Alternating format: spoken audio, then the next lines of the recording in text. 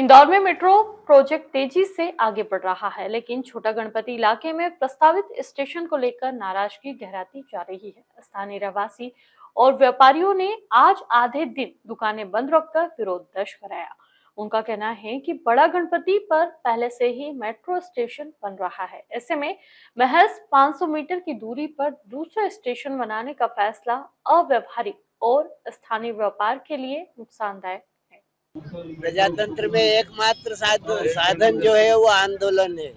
जन भावनाओं को शासन तक पहुंचाना, प्रशासन तक पहुंचाना, नागरिकों का दायित्व और संघर्ष करके अपने अभिप्सित की पूर्ति करना, ये भावना जो है प्रजातांत्रिक भावना है और अपने विरोध को प्रदर्शन करने का एक तरीका है। और उस तरीके का अमल करते हुए हम योग्य कार्यवाही के लिए प्रशासन और शासन को अलर्ट कर रहे हैं। हमारे सौभाग्य से इस विभाग के मंत्री महोदय जो हैं वो भी यहाँ के विधायक भी हैं, तो हम यहाँ के विधायक से मंत्री पद की गरिमा को अक्षुण्ण बनाए रखने के लिए इस क्षेत्र को बगैर क्षति पहुंचाए हुए सुनियोजित विकास की मंगल कामना करते हैं।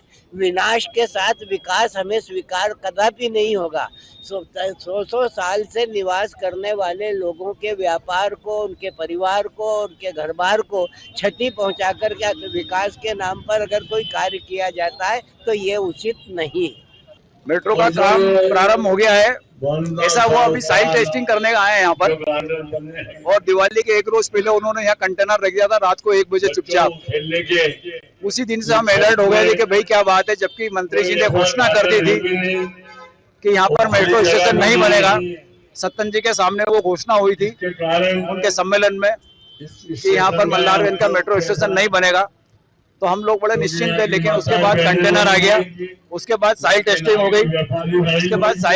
गई, तो ये तो इनकी गतिविधि प्रारंभ करना चाहते हैं और मंत्री जी के आदेश की भी अवहेलना करना चाहते हैं, ऐसा मेरे को लगता है। तो हम मंत्री जी से निवेदन कर रहे हैं कि वो इस बात को वापस अपनी जानकारी में लेवे और जो सुभाष मार्ग पे जो सर्वे हो चुका था, जो सीमांकन हो चुका था, जो पंचनामा हो चुका था, जहाँ का प्लानिंग बन गया था और जहाँ का अलाइनमेंट हो चुका है, तो उसी मार्ग पर वो सुभाष मार्ग पे निकाल सकते हैं। वहाँ कोई व्यवधान नहीं है, वहाँ कोई प्राइवेट संपत्ति नहीं है।